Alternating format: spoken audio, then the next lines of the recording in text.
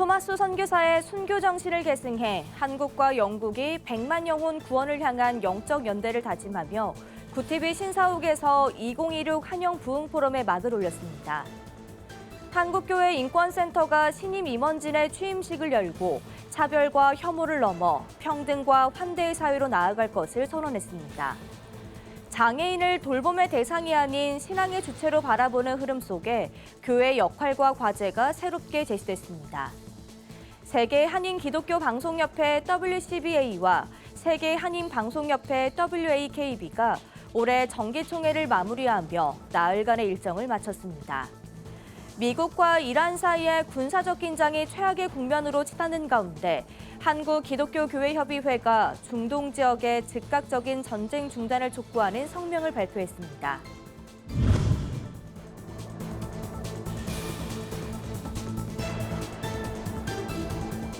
시청자 여러분 안녕하십니까? 구티비 뉴스입니다.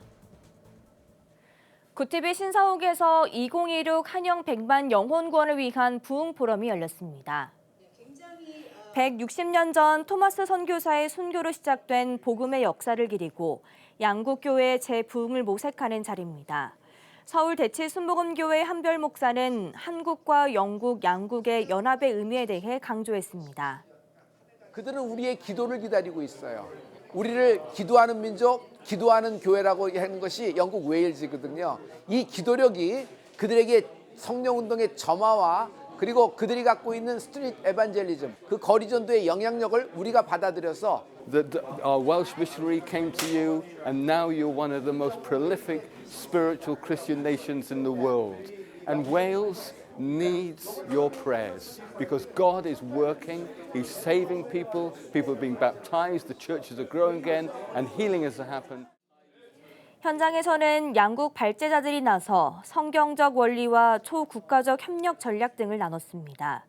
한편 오는 9월 토마스 선교사 순교 160주년을 맞아 영국을 찾아 기념성회와 기도회를 전개할 계획으로 이번 연합은 세계 교회를 향한 새로운 부흥의 도화선이 될 전망입니다. 지난 50여 년 동안 성서적 신앙에 기반해 인권운동에 앞장서온 한국교회 인권센터가 신임 이사장과 소장 취임식을 열고 새로운 도약을 선포했습니다. 새 임원진은 차별과 혐오라는 시대적 과제에 맞선 한국교회 인권운동의 전환을 선언했습니다. 보도에 전유정 기자입니다. 1974년 출범한 한국기독교교회협의회 인권위원회의 역사와 정신을 계승한 한국교회 인권센터가 새 임원진의 출범을 공식화했습니다.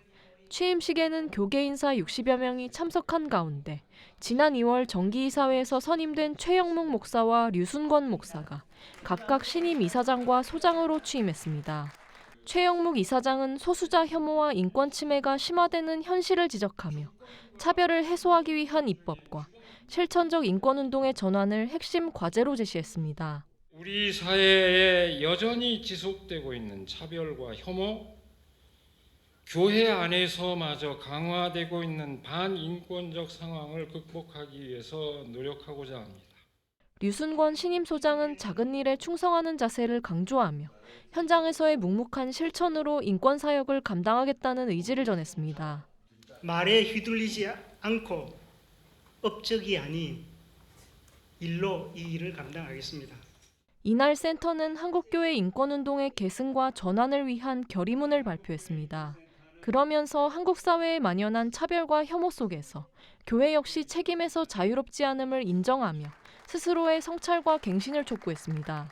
반세기 인권운동의 유산 위에 선 새 임원진은 평등과 환대의 가치가 실현되는 사회를 향해 한국교회가 인권수호의 사명을 회복하고 선교적 역할을 감당해 나갈 것을 다짐했습니다. 구티비 뉴스 전유정입니다. 돌봄의 대상을 넘어 복음의 주체로 한국교회 장애인 선교의 패러다임이 바뀌고 있습니다. 하지만 여전히 높은 교회의 문턱과 접근성 문제는 과제로 남아있는데요. 장애인 선교 세미나에서 제시된 새로운 신학적, 실천적 방향들을 짚어봅니다. 보도에 배보경 기자입니다. 장애인 선교의 방향이 변화하고 있습니다. 보호와 돌봄 중심에 머물렀던 사역에서 벗어나 이제는 장애인을 복음의 주체로 세우려는 흐름이 확산하고 있습니다. 복지기관 함께하는 세상과 한국장애인신학회는 장애인 선교 세미나를 통해 장애인들이 공동체를 변화시키는 주체가 될 수 있음을 강조했습니다. 장애인이 장애인 본인의 실존적인 문제건 아니면 본인이 속한 공동체의 문제건을 고민하다가 꺼내는 생각들 속에서 사실은 이 시대를 살리는 일들이 생각들이 많이 나올 수 있기 때문에 교회도 사회도 장애인들의 그 생각과 목소리에 귀를 기울여야 한다. 이 같은 패러다임 전환에는 실천적 변화도 요구됩니다. AI 기술과 복지 지원 사업이 발전하면서 장애인 맞춤형 서비스는 확대되고 있지만 교회 환경은 여전히 이에 미치지 못하고 있다는 지적입니다. 전문가들은 교회가 장애인을 위해 장벽을 허무는 배리어 프리 환경으로 전환해 장애인이 신앙과 삶의 주체로 설 수 있도록 해야 한다고 강조합니다. 하나의 중요한 관점이 있습니다. 배리어 프리 관점으로 교회가 전환돼야 된다. 이렇게 하지 않으면 일반 세상에 비해서 너무 뒤처질 수밖에 없다. 지금이야말로 장애 신학의 재개념화, 재세계화가 돼야 된다. 이 같은 변화는 교회 현장에서도 이어지고 있습니다. 수어 통역 예배와 이동 편의 시설, 발달 장애인을 위한 맞춤형 프로그램 등이 점차 확대되고 있습니다. 그러나 장애인이 쉽게 접근할 수 있는 교회는 여전히 제한적입니다. 동로구에 있는 전체적으로 조사했는데 114곳 중에서 24곳 정도만 휠체어를 타고 접근할 수 있는 교회다 이렇게 이야기를 해주셨는데 교회가 접근할 수 있는 교회가 될 수 있도록 지역사회에서 좀 의미 있게 만들어주는 부분. 장애인 선교는 더 이상 특정 사역에 머물지 않습니다. 다름을 인정하고 함께 살아가는 공동체를 세워가는 일. 오늘날 교회가 감당해야 할 중요한 선교적 과제로 제시되고 있습니다. 구TV 뉴스 배보경입니다. 세계 한인 기독교 방송협회 WCBA와 세계 한인 방송협회 WAKB가 올해 정기총회를 마무리하며 나흘간의 일정을 마쳤습니다. WCBA와 WAKB는 24일 총회 및 대회 폐회식을 갖고 지난 21일부터 이어진 일정을 마무리했습니다. 이번 대회에는 국내외 한인 방송사 30여 곳이 참여해 AI 시대 미디어 변화에 대응하기 위한 협력 방안을 모색했습니다.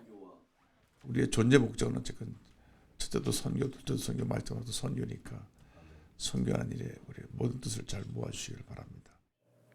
한편 내년도 WCBA, WAKB 정기총회는 미국 시카고에서 열릴 예정입니다.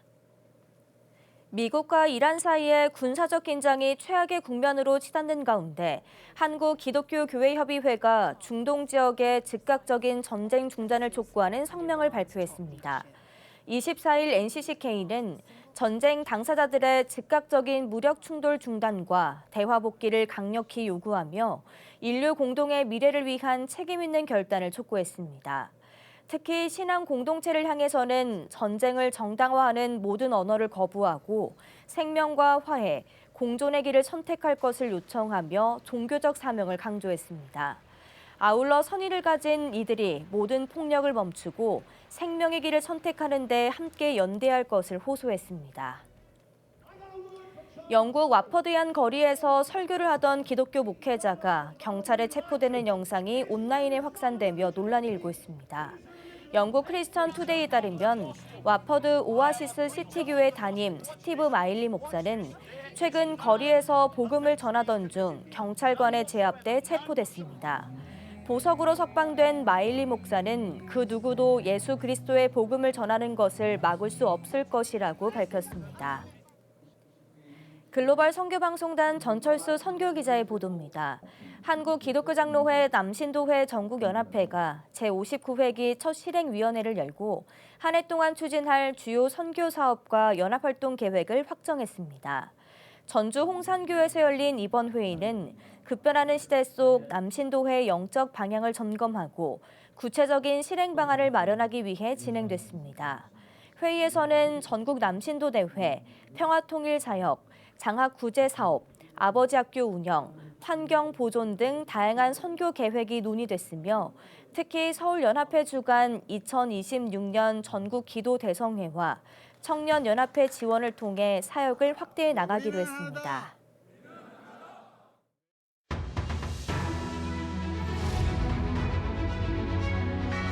오늘의 이슈 포커스입니다. 중동 전쟁 여파로 24일 기준 전국 평균 경유 가격이 3년 9개월 만에 리터당 2,000원 선을 넘어섰습니다. 서울은 휘발유와 경유 모두 이미 2,030원을 상회하는 등 상승세가 지속 중입니다. 정부는 시장 안정을 위해 이날부터 4차 석유 최고 가격제 시행에 들어갔으며 정유사 공급가 상한선을 이전과 같은 수준으로 동결했습니다.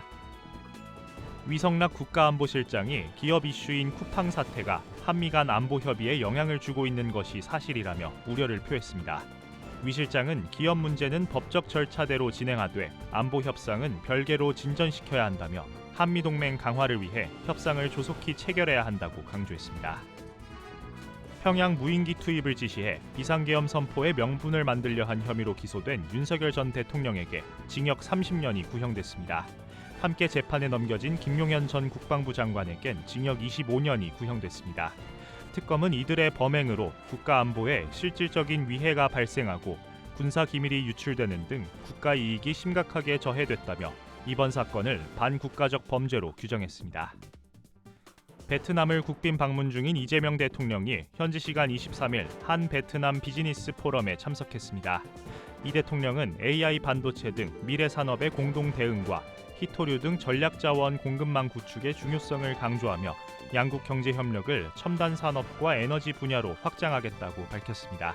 이번 포럼엔 이재용 삼성전자 회장과 최태원 SK그룹 회장 등 주요 기업인들이 대거 참석했습니다. 정부가 행정 전반의 불합리한 관행을 뿌리 뽑기 위한 국가 정상화 프로젝트에 착수했습니다. 국무총리실은 24일 민간 전문가가 참여하는 총괄 TF를 구성하고 50개 중앙행정기관에 자체 TF를 설치해 규제와 조세 등 사회 전반의 비정상적 제도 개선에 나서기로 했습니다. 정부는 5월까지 국민과 공직자의 제안을 통해 구체적 해결 과제를 선정한 뒤 6월부터 순차적으로 개선 성과를 공개할 방침입니다. 삼성전자 노동조합이 23일 성과급 제도 투명화와 상한제 폐지를 촉구하는 4만 명 규모의 집회를 열었습니다. 노조는 협상이 결렬될 경우 다음 달 21일부터 총파업에 돌입하겠다고 예고했습니다. 주주단체도 맞불 집회를 여는 등 갈등이 격화되면서 총파업으로 인한 생산 차질과 공급망 영향 우려도 커지고 있습니다. 서울 지하철 전 역사에 스크린도어가 설치된 이후 선로 추락 등 인명사고가 급감한 것으로 나타났습니다. 서울시에 따르면 연평균 37.1명에 달했던 사망사고는 스크린도어 설치 이후 0.4명으로 급감했으며 지난해엔 단 한 건의 사망사고도 발생하지 않았습니다. 스크린도어는 승강장의 냉방 효율을 높여 연간 약 167억 원의 전력 비용을 절감하는 효과도 거두고 있는 것으로 분석됐습니다. 지난해 한국을 찾은 외국인 환자가 2009년 통계 집계 이후 처음으로 200만 명을 넘어섰습니다. 보건복지부에 따르면 2025년 외국인 환자는 총 201만여 명으로 특히 미용 의료 수요가 높은 중국과 일본 환자가 전체의 60% 이상을 차지했습니다. 진료 과목 중에선 피부과 비중이 62.9%로 압도적이었습니다. 정부는 외국인 환자 200만 명 시대에 맞춰 의료 서비스 관리와 산업 생태계 강화에 주력할 방침입니다. 구티비 뉴스 권현석입니다.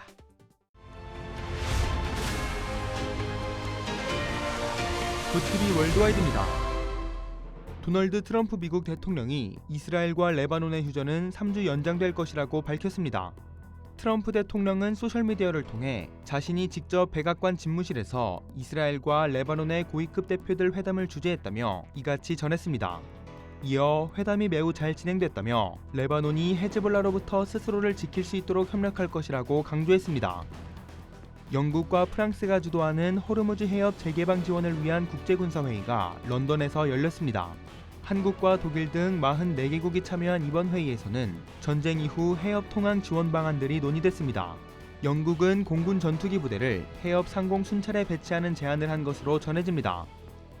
레오 14세 교황이 목자로서 전쟁을 지지할 수 없다며 미국과 이란의 대화를 촉구했습니다. 교황은 아프리카 순방을 마치고 돌아오는 전용기에서 기자회견을 열고 우리는 너무나 많은 무고한 이들이 죽는 것을 봤다며 이같이 밝혔습니다. 또 정권이든 국가든 생명을 부당하게 빼앗는 결정은 규탄받아야 한다고 강조했습니다. 이스라엘 카츠 이스라엘 국방부 장관이 이란과 전쟁을 재개할 만반의 준비를 마쳤으며 미국의 승인을 기다리고 있다고 밝혔습니다. 카츠 장관은 안보정황평가 회의에서 이스라엘군은 방어와 공격 모두에서 대비를 마쳤으며 타격 목표 설정도 완료했다고 말했습니다. 또 하메네이 일가와 이란 테러 정권 지도부를 완전히 제거하기 위해 미국의 승인을 기다리고 있다며 우선 목표를 제시했습니다. 이란 팔레비 왕조의 마지막 왕세자 레자 팔라비가 현지 시간 23일 독일 베를린에서 토마토 소스를 뒤집어 쓰는 봉변을 당했습니다. 용의자는 현장에서 체포됐으며 경찰은 범행 동기 조사에 착수했습니다. 미국의 망명 중인 팔레비는 이스라엘의 이란 공격을 지지해왔으며 이번 독일 방문에서는 민주주의를 위해 싸우는 이란 국민을 더 적극적으로 지원해달라고 촉구했습니다. 미 행정부가 중국 기업들이 미국의 인공지능 기술을 훔치고 있다고 비난했습니다. 마이클 크라치오스 백악관 과학기술정책실장은 소셜미디어를 통해 중국을 비롯한 외국 업체들이 미국의 AI를 훔치기 위해 대규모 작전을 벌이고 있다는 증거를 확보했다고 밝혔습니다. 이어 우리는 미국의 혁신을 보호하기 위한 행동에 나설 것이라고 강조했습니다. 구티비 뉴스 전도환입니다.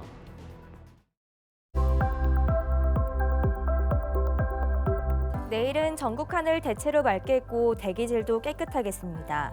다만 낮 동안 자외선 지수가 높음에서 매우 높음 수준까지 오르겠습니다. 외출 시 자외선 차단에 신경 써주시기 바랍니다. 이어서 전국 날씨입니다. 내일 한낮 최고 기온은 서울 27도, 강릉 25도가 예상됩니다. 남부지방은 광주와 대구 26도, 부산 22도, 제주 19도를 보이겠습니다. 날씨였습니다. 이제 교회는 장애인을 돌봄의 대상이 아닌 하나님 나라를 함께 세워가는 사역의 주체로 바라봐야 합니다. 각자의 모습 속에 담긴 하나님의 형상을 인정할 때 공동체는 더 온전해지는데요. 차별을 넘어 동행으로 나아갈 때 교회는 세상의 복음의 참된 빛을 드러낼 수 있습니다. 이상으로 뉴스를 마칩니다. 함께해 주신 여러분 고맙습니다.